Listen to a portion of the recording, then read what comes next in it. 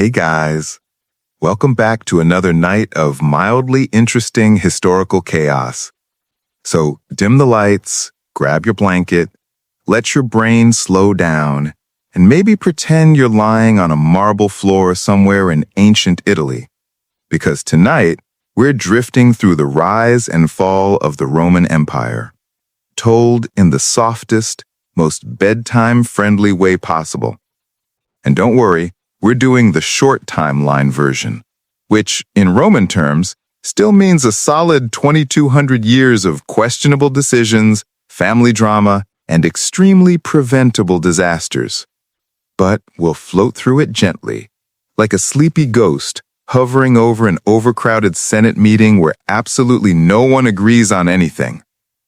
So let's settle in, breathe, and begin with the earliest days of Rome, the part where everything is half myth, half legend, and also half brother-on-brother crime, which, to be honest, is peak Rome behavior. The baby steps of Rome, when wolves were better parents than humans.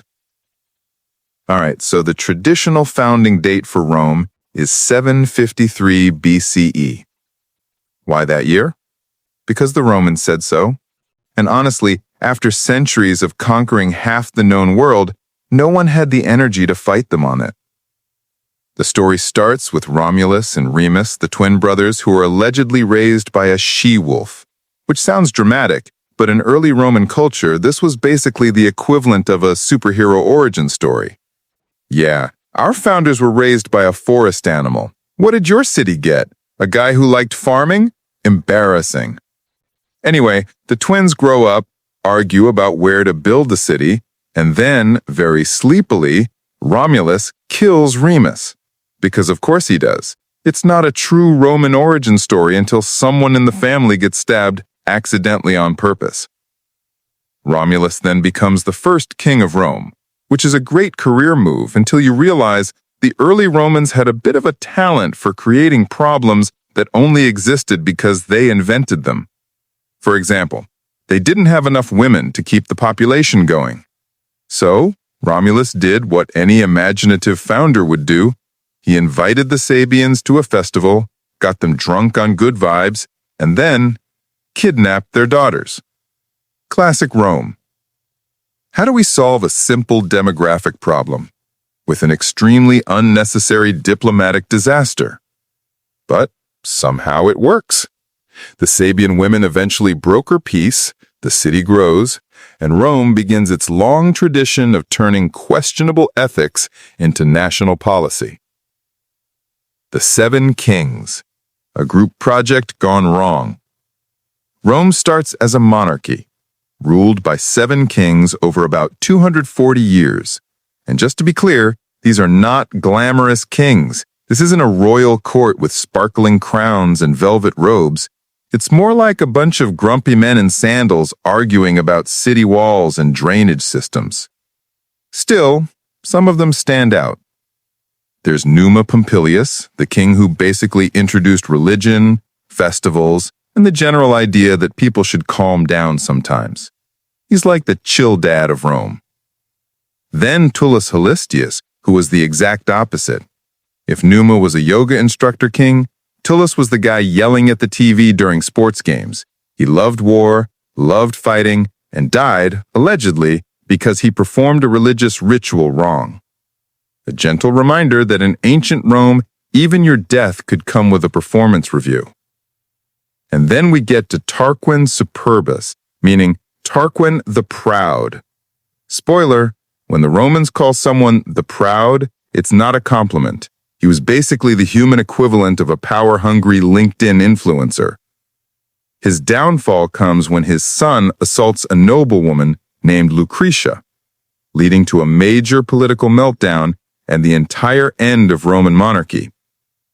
Rome collectively decides, that's it, we're done, no more kings, ever, and if anyone tries to be king again, we will panic aggressively. And honestly, they stick to that policy with remarkable commitment. They will tear the republic apart later, but they will not let anyone call themselves king. because Romans held grudges like it was their national sport. The early Roman Republic. Democracy, but make it chaotic. So, by around 509 BCE, Rome becomes a republic. The idea is actually nice. Instead of one king, the city will be governed by elected officials, a senate, and a system of checks and balances. This sounds stable. It is not. The early republic is basically politicians and aristocrats trying to out-snob each other while also fighting wars every 5 minutes. Rome is surrounded by enemies, the Etruscans, the Samnites, the Latins, the Volscians, the Aequi. It's like a never-ending group project where all your neighbors are angry and carry spears. Meanwhile, the Roman government is a masterpiece of overcomplication. They have 2 consuls because 1 wasn't enough and 3 would be too spicy, a senate that pretends to advise but actually controls everything, and various magistrates whose job descriptions overlap like a poorly organized spreadsheet. And then there's the plebeian versus patrician drama, which is ongoing for literally centuries. The rich families, patricians, wanted all the power. The regular people, plebeians, wanted, well, not even equality, just the ability to not be crushed under debt or stabbed by their creditors. At one point, the plebeians get so fed up that they leave the city entirely. Just walk out, into the hills. Rome basically wakes up one morning like, hey, where did our entire workforce go? And that's how the plebeians gained the right to elect tribunes, officials who could veto laws. So, yes, Rome invented the political veto because the working class did the ancient equivalent of the I quit speech. Rome expands, accidentally building an empire. By the 3rd and 4th centuries BCE, Rome starts expanding, not because they meant to build an empire. No.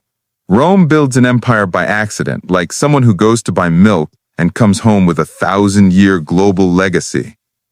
They defeat the Etruscans, then the Samnites, then the Greek city-states in southern Italy. Eventually, they end up controlling the entire Italian peninsula, but Rome is somehow still surprised by this, as if they kept winning battles and saying, oh wow, we did it again. Who knew conquering was so easy? But then comes Rome's first major international rivalry, Carthage, a wealthy North African city-state with an excellent ships and a general vibe of, we mind our business unless you annoy us. Rome, of course, annoys them. And so begin the Punic Wars, lasting over a century. The First Punic War, a sea battle Rome was not prepared for. Rome in the 260s BCE has one small problem. They don't have a navy, like, at all. And Carthage? Oh, they have the best navy in the Mediterranean. So, Rome does what Rome always does. They improvise. They find a wrecked Carthaginian ship, copy it like an ancient industrial spy, and then build hundreds of their own ships.